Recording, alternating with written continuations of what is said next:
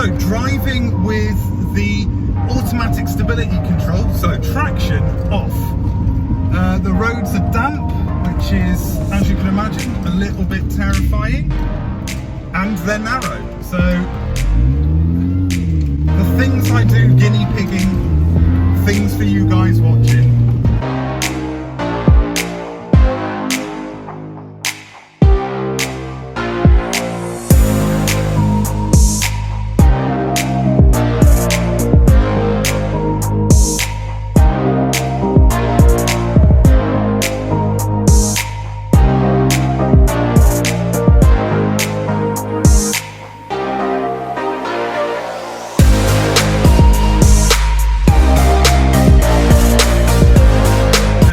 Welcome to SULKNATIONtv.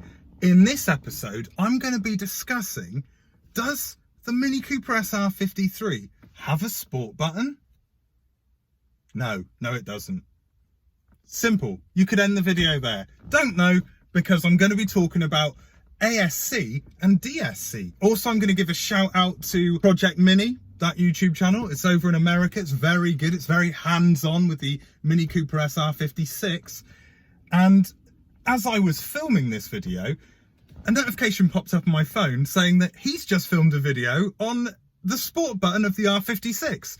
So, perfect timing. Well done me. But shout out to Project Mini, supporter of my channel. I'm a supporter of his, and go and check that out if you've got an R56 and you need practical advice on how to do a lot of maintenance to it. Anyway, on with the video. The generation after the R53, the R56 Cooper S, has a sport button. The R53 doesn't. What you'll find in an R53 or a first gen BMW Mini generally is either an ASC toggle switch or a DSC toggle switch. Now, the ASC stands for automatic stability control, and the DSC stands for dynamic stability control. They both do similar things, but not exactly the same. So, let me read you a brief outline of what automatic stability control really does. And I've made some notes, so enjoy this whirlwind of fun. ASC, automatic stability control, uses speed sensors at each wheel and throttle position to improve traction by applying the rear brakes if the rear wheels spin faster than the front. It can also shut off individual fuel injectors and close the throttle valve to help maximise traction. The ASC system also provides traction control by modulating throttle, ignition timing and brake force to maintain traction. Now a definition for DSC, dynamic stability control. And again, this isn't a sport button. DSC builds on the features of the ASC system. While ASC functions only during acceleration and braking, DSC functions during all driving conditions such as cornering and emergency manoeuvres. Additional sensors are added to achieve this level of stability, such as lateral, yaw, brake pedal and steering angle sensors. Non-LSD Mini Cooper S R53s seem to have a DSC button because it's essentially making up for not having a limited slip differential, whereas my car, having an LSD, has the ASC, the automatic stability control. Basically, both these buttons, or toggle switches as you'll find in here, are traction control. That's what they are. They're traction control buttons. They're not sport buttons. They don't do anything other than make the car more challenging, let's say, to drive. Does it make your car more sporty when it's turned off? That's going to depend on what you define as sporty. It relies on more input from yourself into the steering and the control of the throttle, the control of, when you're shifting up or down. It basically throws a lot more into the hands of you as a driver. It makes the driving experience more analog. If I turn my ASC off, I've got to be pretty damn happy with the road conditions, with how I drive the car, my experience as a driver, and, my knowledge of where I'm going. If I was going to go on some really nice country lanes, say up near Birmingham, then I'd be lost. There's no way I'm going to turn traction off because I don't know where I'm going. I don't know how tight the next corner is. So having traction on is going to be really beneficial. However, back down here in Devon, the areas that I know, can I get away with driving the traction control off? Yeah. Am I going to drive often with traction control off? No. Am I occasionally going to drive with the ASC button pushed down and no traction control whatsoever? Yes, because it's a little bit of fun. Basically, if you're going to turn your ASC or your DSC off, make sure that you're doing it at a responsible time. Make sure that you're aware of the road conditions. Make sure that you have faith in your ability as a driver.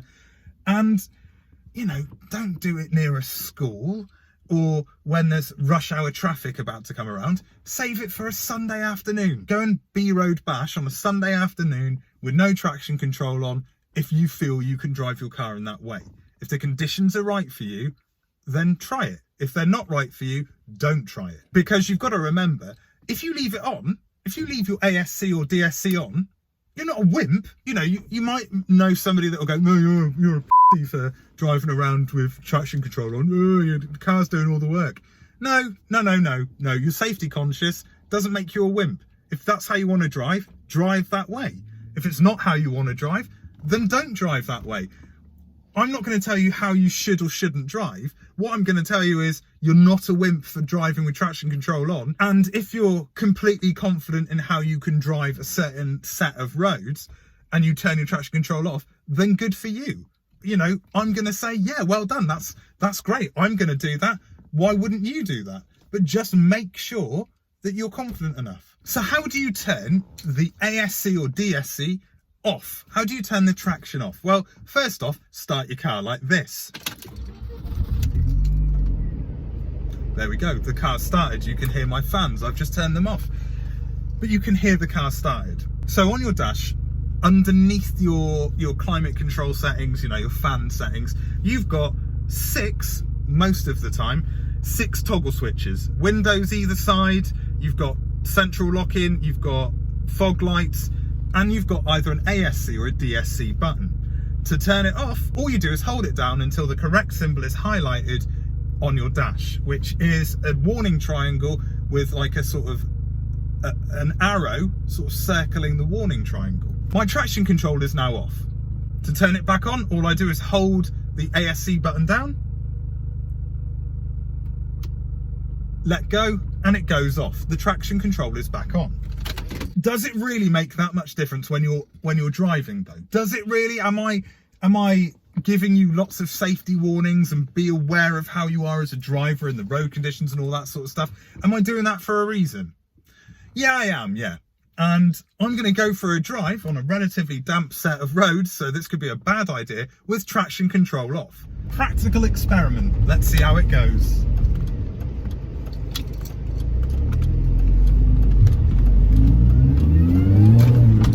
Well, these roads are damp, as I mentioned earlier, and they're relatively slippy and very potholey. So if I'm going to destroy my car, it's going to be filming this video for you guys. As always, I'm a guinea pig and you love it. This is driving around Broadcliff, which is a little village. Or, yeah, it's a village, it's not a town. Maybe I should do a tour guide. Nah.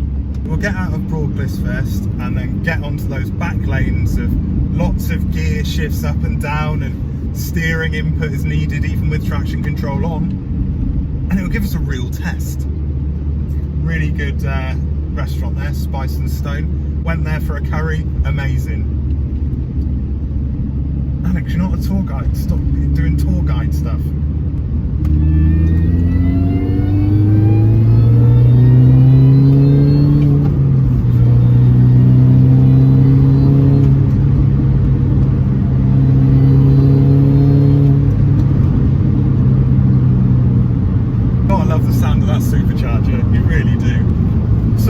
Road here, yes, I'm definitely noticing more input into the steering, which, you know, it's not a particularly tight set of corners, but it's tight enough to feel that, you know, you're getting a little bit of the back end out.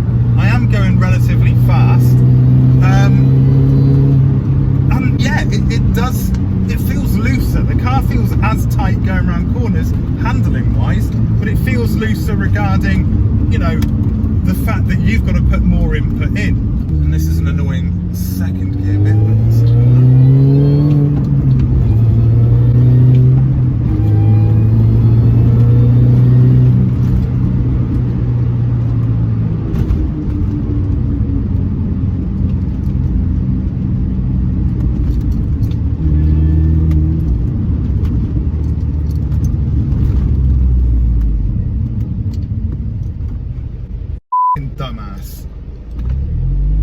of road rage there, guys. That's because they should have waited. And yet, on this sodden, slightly muddy surface in lower gears with my setup, it's, yeah, you know, I'm wheel spinning a fair amount, but controllable wheel spin at the moment.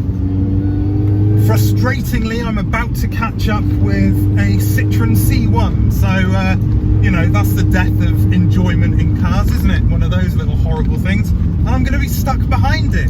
So this is going to ruin the experiment, isn't it? Oh, wonderful! Experiment ruined. No, you just can't account for other people, can you? I mean, don't they know that I'm filming? They must know that I'm filming. I mean, clearly, you know, at the moment of filming, I've got less than 300 subscribers. So they must be one of those 300 subscribers. If you can't understand my tone, I'm being sarcastic. Oh, that wasn't good. That made the camera go, and I've probably broken a wheel. Oh, that wasn't good at all. Now, this is a very slippery road. Let's hope that I don't slip off it. That would be good. It's a good third gear pull.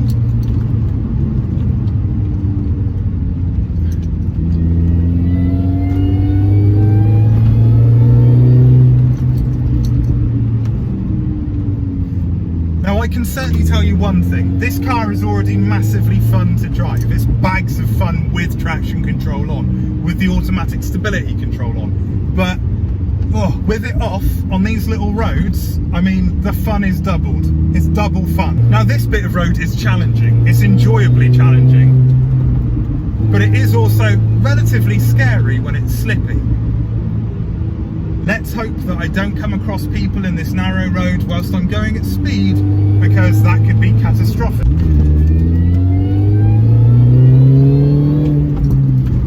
Thankfully, I've got, you know, relatively new tyres, the Falcons that I run. I'll put a little thing here on the screen saying what Falcons I've gone for. But I love these tyres. They're a mid-price tyre, and with the traction control off, you can really feel them working.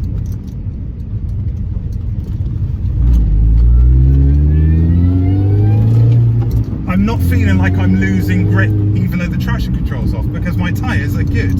You know, the more I drive this car, the more little, you know, constraints and benefits and things like that I notice with it. And so I'm pretty confident in being able to drive it fast on B roads with no traction on a wet day. And it is fun. It's very fun. And that's the most important thing. If you're adding to your fun experience by turning traction control off on roads like this, then, you know, definitely give it a try, but make sure you understand the confines of your car and the situation that you find yourself in.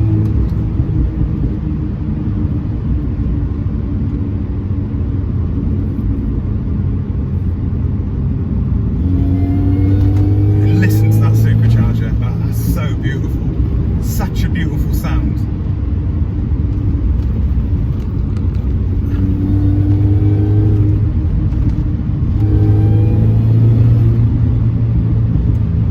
There you go. Yes, it does make a difference. It makes the car feel more wild. It makes the car feel more engaging on an already engaging car. And if you're confident, as I said before, in your driving ability, then you can make it work for you in a really nice way. But don't turn it off if you don't need to. I'm not going to turn it off very often, so, you know, you don't need to turn it off ever if you don't want to. You don't let people peer pressure you. You know, like when you're 14 and, you know, your friends are all smoking and you go, oh, I don't really want to smoke, it's bad for me. And then you find yourself an addict from the age of 15 to 32. And then you give up, but yet you're still addicted to nicotine. And no, I'm going too far there. But at the end of the day, you've got traction control for a reason. If you want to up the fun level, which some people would see it as, then turn it off. If you want to be able to be in control of your car even more, as in the car helps control your driving, then leave it on. Hope you enjoyed this video. Hopefully you'll want to watch more. Who knows? You might do. And you know, there's plenty of videos on my SULKNATIONtv YouTube channel, so subscribe, turn on notifications, like stuff, comment, say, oh, I really like your hat, which somebody has done in the comments on one of my videos. I wear a selection of hats. I was wearing this one at the time though, so anyway, that's cool. And until the next time, I've been me, you've been you, and well done for that.